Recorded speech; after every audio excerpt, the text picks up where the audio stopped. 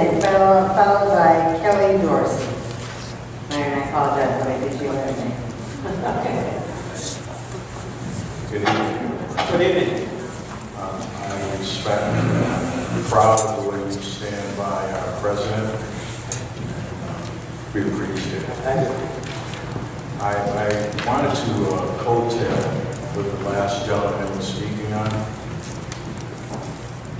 I hope I'm speaking on behalf of the, thousands of construction workers out there. It's been pretty rough the last 4 or 5 years. And in particular, I'd like to speak on the way projects are bidded out. Sure. Let's say. And in my opinion, I think there needs to be some type of committee or a czar to oversee the way these projects are being presented and bid. Because I see legitimate projects that aren't being, that never even make it out of committee, and I see projects that, in many people's opinion, aren't worth the dollars that are being invested.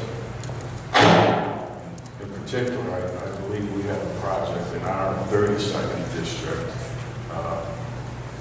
It's House Bill 6028. It's an infrastructure improvement project that for 5 years there's been no progress. And it's just, to me, it's shocking. So what would that one, I don't, I'm certainly not the guy to memorize every project, so tell me what that project would do. It's an off-ramp that leads to a huge commercial area, which would be, I think it's one of those projects that are... So it's off of 691 or It's off of Route 9. Route 9 and Cromwell. and Cromwell. Okay. Which leads to a pretty, I'd say, maybe a 3-mile stretch of commercial area that hasn't been looked at. I'll get you a specific answer on that. So if Dan will give you a card and you describe that project to him or give him a letter or a note or whatever, I'll get you a specific answer on why that project has not moved forward or if it's anticipated moving forward.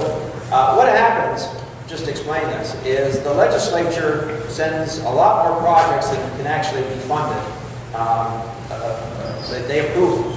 And we generally don't, we're not in a position to fund every project. And so things get, there are decisions made about the cost effectiveness of a particular project versus the value that might be recognized.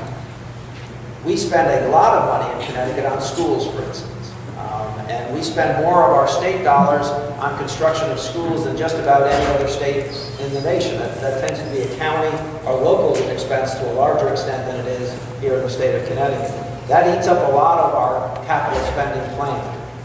With respect to transportation projects, some are funded through things like the gas tax or federal dollars flowing straight to the state of Connecticut for that purpose, and the rest has to come from the general fund.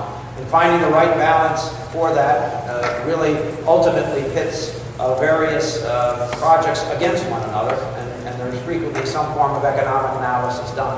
But I'm happy to, I think you said 6028, but if you share that with Dan, I'll get you a specific answer on it. Well, thank you very much. Thank you. Gentlemen of the